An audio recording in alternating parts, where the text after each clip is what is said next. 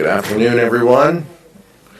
Welcome to Lansdowne here. Vice Chair Lou and I are thrilled to be with Leader Jeffries, Whip Clark, DCCC Chair Susan Del Bene, and Assistant Leader Joe Neguse to welcome you to the House Democrats Issues Conference. I especially appreciate being here after Trump's long, rambling, and wholly untruthful State of the Union address. But despite the late night, I don't think we could have a better time to have our conference, where Democrats will contrast the lies that we heard with our hopeful vision for the country. Unlike Donald Trump, Democrats are laser focused on lowering costs and improving lives of hardworking American families. That's why this year's theme is Fighting for an Affordable America. While Republicans have used their majority to give billionaires tax breaks, our caucus is working tirelessly to bring solutions to drive down costs. We'll spend the next few days meeting with labor leaders, policy experts, elected officials, and most importantly, each other, to examine the Republican affordability crisis and put forward our own solutions. Because the truth is the real State of the Union, because the truth is that under Donald Trump, the State of the Union is incredibly weak. He has launched the United States into a full-blown affordability crisis with his chaotic tariffs, a healthcare crisis, the big ugly law, and a global crisis as he turns on our allies and threatens a war with Venezuela and Iran. It's no secret that Americans are worse off today than they were a year ago. But don't take our word for it. A recent CNN poll said that 70% of Americans say Trump isn't paying attention to their priorities. But instead of listening to the people that elected him, he's doubling down on his unpopular, harmful, and costly policies. Democrats have already used the few tools that we have in the minority to try to undo some of his damage, including releasing the Epstein files, restoring federal worker bargaining rights, and extending the Affordable Care Act tax credits. If this is what we can do in the minority, just think what we can do in the majority. Donald Trump's address showed why it's critical that Democrats take back the House and make Hakeem Jeffries the next speaker. And the work that we do this week will help make that a reality. Vice Chair Ted Lieu. Thank you, Chairman Aguilar. It is an honor to work with Chairman Aguilar in putting on this issues conference.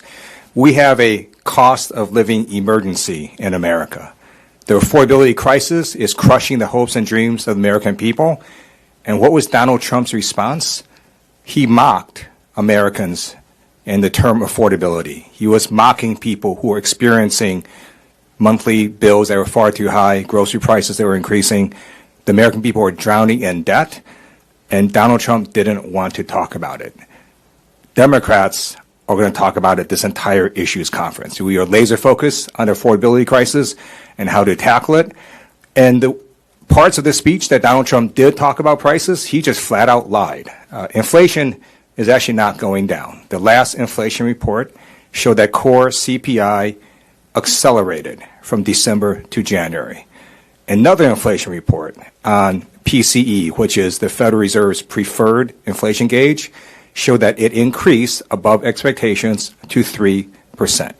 So Donald Trump is lying, and the American people can either believe what Donald Trump says or they can believe the monthly bills, but they cannot believe both.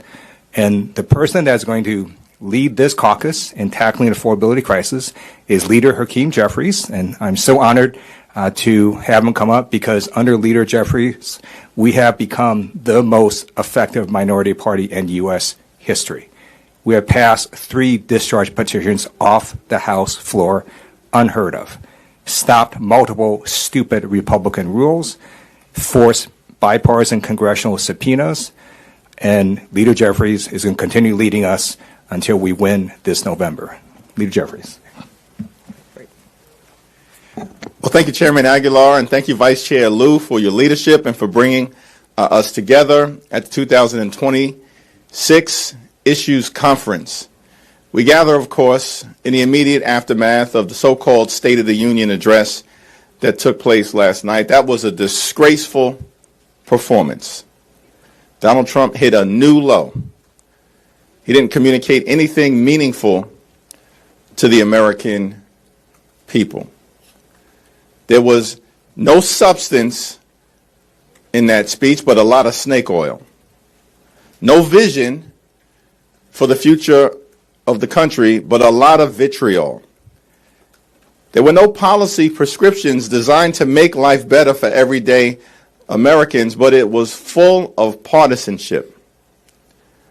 That State of the Union speech by Donald Trump was a disgrace. And now that we're on the other side of it, it's going to be a sprint to November 3rd. House Democrats are on the verge of a takeover. The break's over. For these MAGA extremists, it's over. Because the American people know that Donald Trump and House Republicans have failed the American people. They failed on the economy. They failed on health care. They failed on immigration enforcement. They failed to make life better for everyday Americans, breaking every single promise that they made, including, most significantly, that they were going to lower costs on day one. Costs haven't gone down.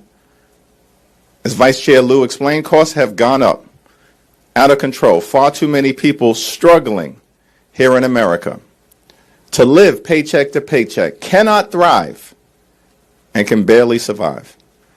And so we're here at this issues conference to talk amongst each other and with outside stakeholders and experts about a bold, meaningful, transformational path forward to address the Republican affordability crisis here in America and make life better for working class Americans, for middle class Americans, and for everyday Americans who were committed to fighting for each and every day, to drive down the high cost of living, to fix our broken healthcare system, and to deliver an immigration enforcement approach that is fair, just, and meaningful, that doesn't target violently American citizens or law-abiding immigrant families, but targets violent felons who are here unlawfully.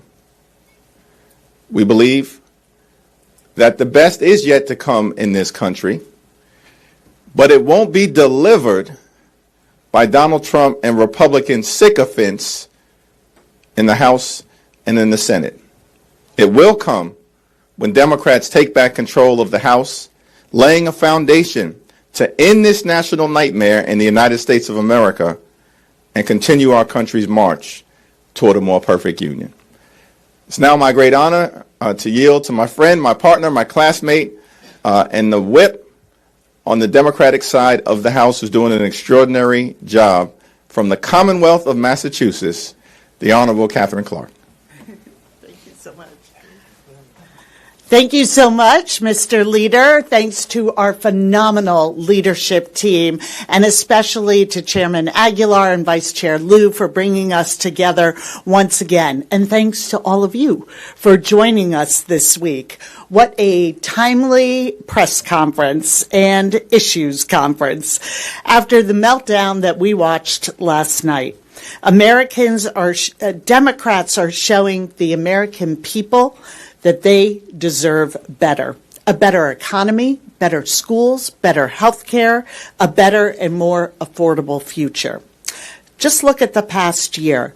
Donald Trump promised to lower costs on day one. Instead, the average American family has paid $1,700 more due to tariffs. In my district at home, that's $2,200. He declared last night that we are in a golden age, and that is certainly true if your last name is Trump. But for folks at home, prices are up, rent is up, layoffs are up, wage growth is down, and we're seeing women pushed out of the job market because they can't find affordable childcare. And none of this is an accident. It is a policy choice. Republicans have chosen to break their promises to regular families.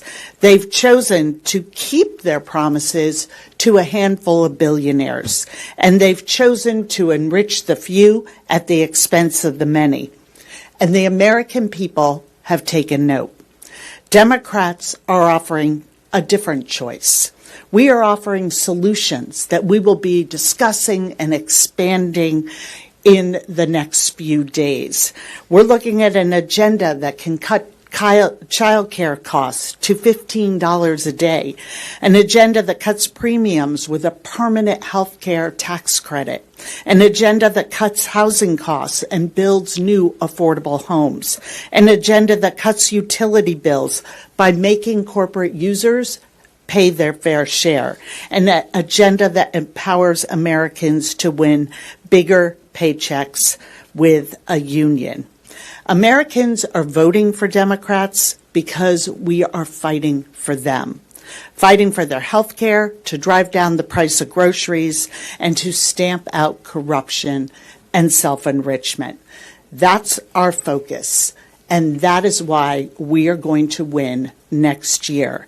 And we are so fortunate to have our chairwoman of the DCCC, Susan DelBene, at the helm. She is a true leader who has been recruiting and supporting our candidates and incumbents around the country and building that big blue wave. Thank you, Susan. Podium is yours. Thank you. Thanks, Catherine. Good afternoon, everyone. It is great to be here in Leesburg with our leadership team and our Democratic caucus this week. You've heard it before, and you're going to hear it over and over going forward. Affordability is the #1 issue facing families all across the country. Donald Trump and House Republicans promised to lower prices on day one, and that has been a big broken promise. 400 days into Trump's second term, groceries are up, electric bills are more expensive, and healthcare costs are unaffordable, and this is a direct result of Trump's reckless tariffs and their big ugly bill. And American families feel it. They sit down at the kitchen table to pay their bills only to see their paycheck not going as far as it used to. And despite what the president tried to say in his State of the Union speech, you cannot gaslight the American people. America is more expensive because of Trump and Republican policies. And that's because they really only care about the wealthy and the well-connected. They made the largest cut to Medicaid in America's history so the ultra-rich could pay less in taxes.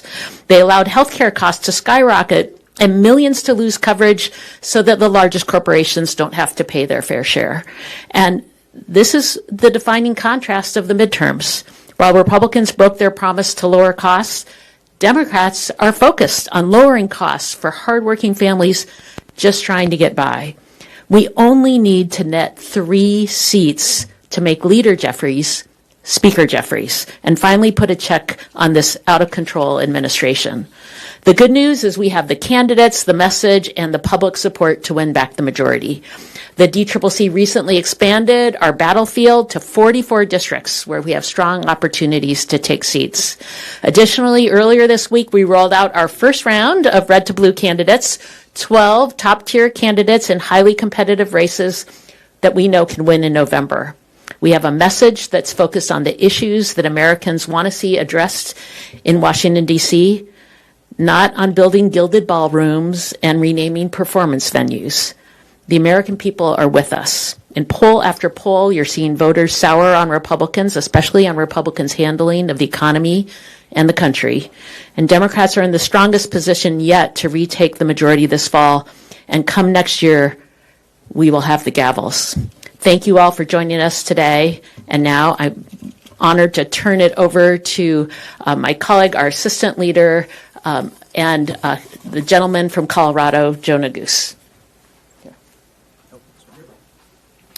Well, first and foremost, thank you all for being here, and thank you to our chairwoman of the DCCC, who's doing an incredible job, Herculean work that has been tasked to her to lead us into the majority and end the chaos that has engulfed Washington, D.C. for the better part of the last 14 months. The word disgraceful was used to describe President Trump's presentation last night, and I couldn't agree more with that characterization. And while I don't want to belabor it, I think it bears repeating. Many of you, the reporters here, have covered State of the Union performances and deliveries and speeches for some time.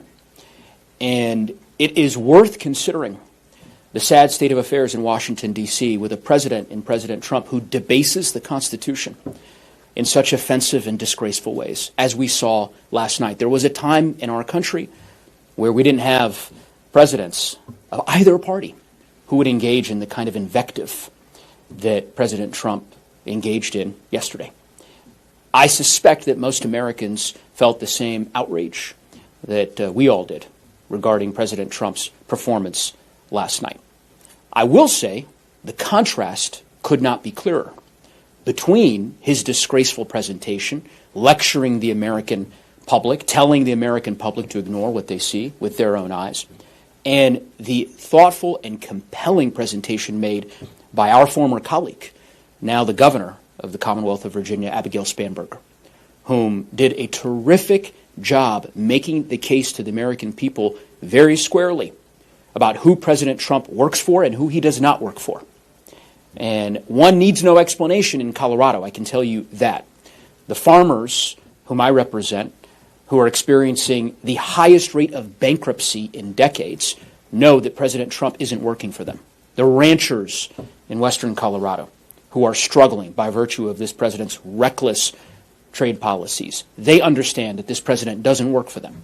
The families who are struggling to make ends meet, to afford virtually anything, car insurance, groceries, going to the restaurant with their kids, everything is more expensive in Donald Trump's America, and they know why. Because this president is not working for them. He is working for himself, his donors, the sycophantic supporters that he has surrounded himself with.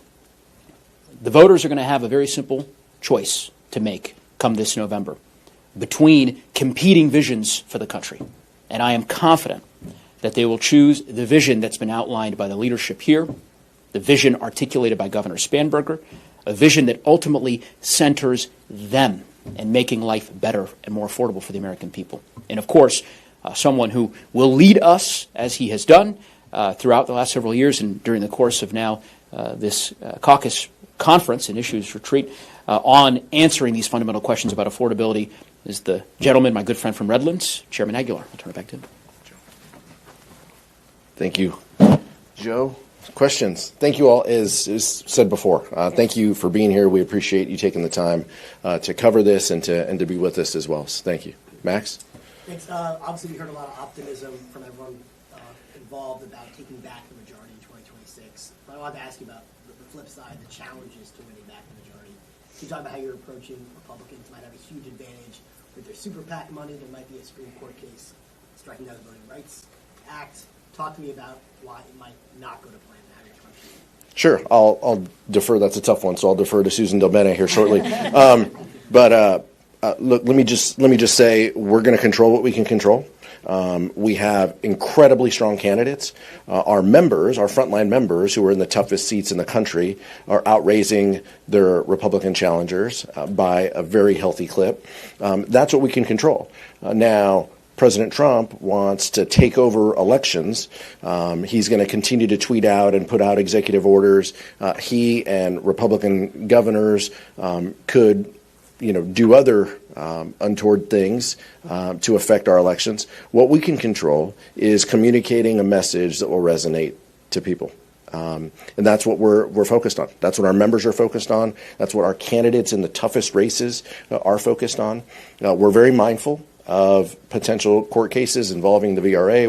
We're mindful of ongoing litigation. But fundamentally, people understand that they have a right to vote. And I'm confident, no matter the suppression tactics that Republicans employ, mostly in red states that they will try, voters will come out. And voters will recoil because they see what's happening. They see that Republicans are trying to stop them from exercising their franchise, because the only way they win, the only way they carry forward policies that only look after their billionaire class and themselves is by changing the election structure to favor themselves. That's what we're up against. We're very mindful. We're very clear-eyed. We're honest about the litigation efforts underway. Joe Morelli is leading the delegation as well to talk about other scenarios that could happen in between now and November that will affect the elections, to make sure that we have the protections in place, combined with the voter protection safeguards that we are employing at the DCCC and around the country to ensure that every vote cast is counted. Susan Delbene? First, if you think you're winning with the American people, if you think they agree with you on policy and that the voters are with you, then you really don't focus on rigging the system. It is clear, poll after poll, talking to people on the ground, affordability being the number one issue. Republicans are not interested in what people think. And so how do they try to win? They try to rig the system. We've seen it with the redistricting. People hate that across the country. When people have a say, like they did in California, they strongly object to what Republicans are trying to do. People want to pick their representatives. They don't want politicians to pick their voters. That's what Republicans are trying to do. So we have mapped out all the different scenarios. We are fighting hard. We're going to use every tool in the toolbook to fight back. But the most powerful thing we have are incredible candidates who are authentic, independent-minded, talking about the issues that matter on the ground. That's why we overperformed last cycle and picked up seats, and absolutely why we will continue to win across the country. People are tired of what they see from Republicans, and they want folks who are going to stand up, who aren't going to be a rubber stamp for Donald Trump. So they do. They have tons of resources, and we will have the resources to get out there, to get our message out. And when we have strong candidates and we're on the side of the American people, we absolutely will win and take back the gavels. Thank you very much for doing this. I just wanted to ask about the State of the Union last night. I know that most of Democratic leadership went, but Whip Clark, you decided to sit this one out or not be physically in the chamber for it. I just wanted to ask how you made that decision and what, if anything, we should read into kind of that difference of approach in Democratic leadership. Thank you for that. I decided not to go the State of the Union because I wanted to hear the actual State of the Union from my constituents. And what I'd seen from Donald Trump is continuing to lie and misrepresent. But believe me when I say there is no space between us.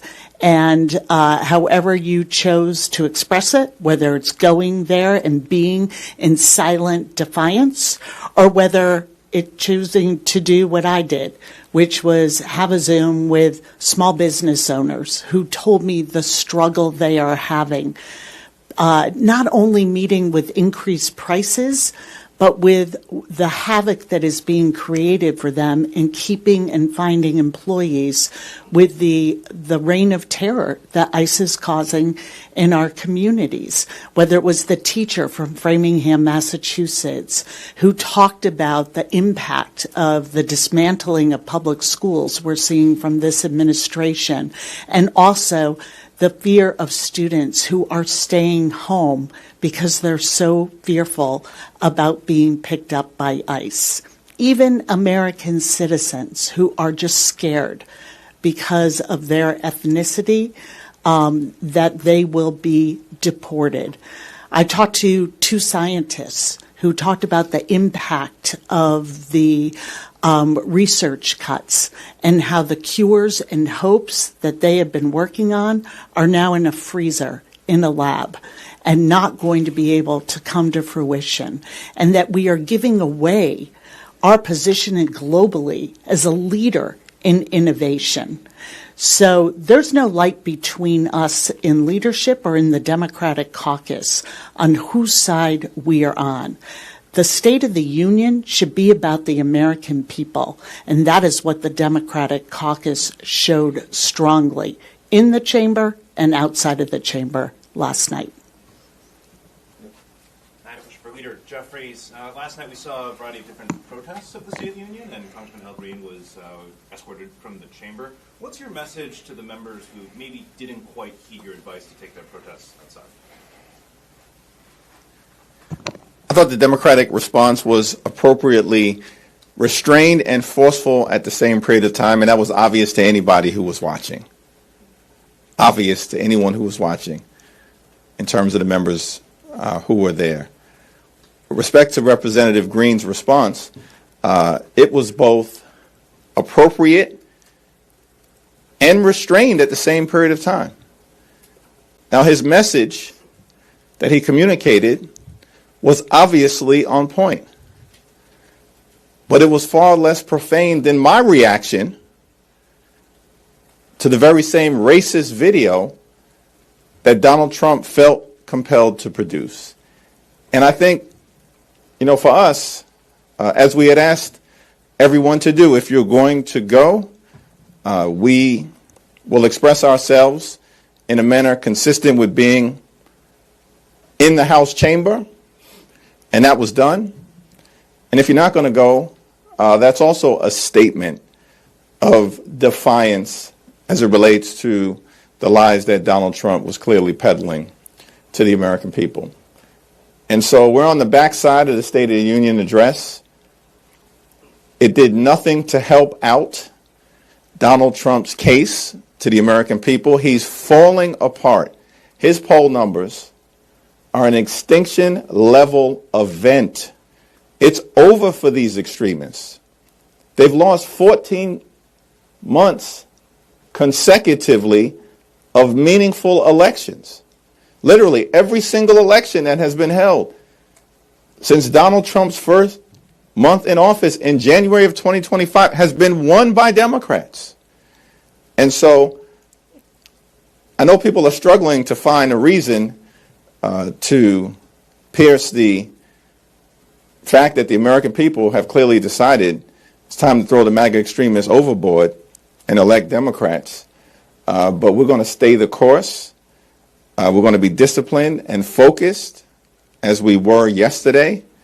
We're going to continue to win the day and win the week and win the month, win the hearts and minds of the American people, win the year, and then win back the House.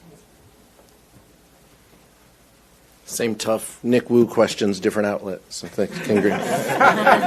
congratulations, Nick. Yeah. Scott? Thank you. Another question for the leader. No more questions for him. Well, you guys were sitting next to each other, I saw, and probably could hear the best in the chamber what Ms. Tlaib and Ms. Omar were yelling at the president. The president this afternoon has taken to Truth Social to call those congresswomen lunatics and says, quote, we should send them back from where they came as fast as possible. What is your response to the president? These are U.S. citizens, members of Congress who are federally elected office holders. Where they come from is their districts, and they go back quite a bit to their districts. Those two members are as in touch with the pulse of their communities as any two members we have in the chamber. We couldn't hear a lot of what was said from our seats, but look, I think the frustration all of us had is where was the vision? Where was it someone who could be a uniter, who could bring people together? Not that this president has ever done that, but hope springs eternal. But we get what we get. And true to form, he was who he is, and that is divisive. And so I think our members reacted to that. But our members are from their districts, and their home is in the Democratic caucus. That's what we know. And we will have their back, and we will stand with them because they continue to bring back the thoughts and reflections of their districts and their communities. You want to? I'll just say the xenophobic rhetoric of Donald Trump, directed at two members of the House Democratic Caucus, of course, is sadly not surprising, but it's disgraceful. It's unpresidential, unpatriotic, and un-American. But that's Donald Trump, and that was on full display for the American people yesterday. I mean, he did not help his case. He did not help the case of the Republican sycophants who were just standing up and down like lapdogs. It was embarrassing to see that he spoke for almost 2 hours, less than 2 minutes on the affordability crisis that the American people are dealing with right now. But we're going to be spending the next several days talking about our ironclad commitment to driving down the high cost of living so we can make life more affordable for everyday Americans. We believe in this country, you work hard, you play by the rules, you should be able to live a comfortable life, an affordable life, live the good life. And we know how that's defined. Good paying job, good housing, good health care, good education for your children, and when it's all said and done, a good retirement. And that's what Democrats in the House and the Senate are going to fight hard to achieve. Mariana, last one. I don't want to put the cart before the horse. I know you all are here, obviously, to talk about how to win the midterm elections affordability strategy, but if you all are afforded the gavels, still going to have President Trump. We don't know what the Senate looks like. I know you guys are probably going to have a lot of bills that will match what you all are talking to the American people about. The one thing you will have is subpoena power. You really will have the gavels on committees to be able to investigate. Some committees are doing that now, but could you give us a little bit of a preview? I mean, are you guys like writing down everything that Trump, his family, other administration officials are doing that you all could potentially look into? You're obviously already investigating Kristi Noem. Like, what should we expect from you all if we do have the majority? What do investigations look like? I'll defer to Assistant Leader Neguse and then Vice Chair Liu to close this out. But let's just say, with the Trump administration, when it comes to oversight and accountability, it is a target-rich environment. And that is clearly on display. Now, what we tell our members and what we tell candidates who are running is we have to do all of the things. We have to do oversight and accountability, and we have to talk about the affordability agenda and how we're going to make life better for people if we're given the opportunity to lead and if we're given the opportunity to govern. We've been in divided government before. We've seen the lessons. Many of us were at the leadership table when those decisions were made, and we learned from that, and we're going to move forward. But we're going to address both issues, the oversight and accountability that is necessary and fundamental that our Constitution calls for and that this time brings. And we're going to talk about a proactive affordability agenda on how we lower the costs that people face. And we're going to do both. And we hope and we will continue to reach out a hand to work with our colleagues on the other side of the aisle, just as we have done when we have passed things from the minority this year. We're going to continue that same ethos. And if they want to drive down costs that people face, then there will be a place for them. If they want to continue to do everything Donald Trump says, stand up, sit down, vote no, then that's what they'll choose to do. We don't have the luxury. We've got to help people. That's why we're all here, and that's going to be our focus. Assistant Leader Neguse, then Vice Chair Liu to close. I think Chair Aguilar described it well as a target-rich environment. Just by way of context, important for us to consider, we're talking about the most corrupt president in the history of the Republic. Bar none. All the empirical evidence makes that abundantly clear. This is someone who has made billions of dollars for him and his family in the span of 14 months, crypto schemes, scandal upon scandals. And by the way, that same descriptor extends to his cabinet. You have to go back a century to the Teapot Dome scandal of the 1920s to find a cabinet perhaps as equally enmeshed in corruption as this one. So make no mistake, oversight will be muscular and significant, and Ranking Member Raskin in the Judiciary Committee, Ranking Member Garcia, all of the ranking members, I think, will be fully engaged in that. But it is also important to remember that all of these schemes and scams and the grifting that is happening in this administration fundamentally is about robbing you, the taxpayer. It's taxpayer money that they are wasting and ultimately using to enrich themselves. So insofar as we're engaged in robust oversight, when we win the majority, it will be to vindicate not just the Constitution, but to ultimately ensure that the American taxpayer is no longer getting ripped off by this administration. And certainly Vice Chair Liu has been an important, very important thought leader in this regard as a senior member of the Judiciary Committee. Thank you. Thank you, Assistant Leader Neguse. Let me first say Joe has done a fantastic job leading the litigation task force, and pushing back on litigation is one of the ways we're holding the Trump administration accountable. Democrats are going to do what we say we're going to do, which is we're going to tackle the affordability crisis. So we're going to pass bills to reverse the cuts to Medicaid, Medicare, and we're going to restore the tax credits to ACA. We're also going to pass bills to make sure that the Trump tariffs die and can never be resurrected now or by a future president.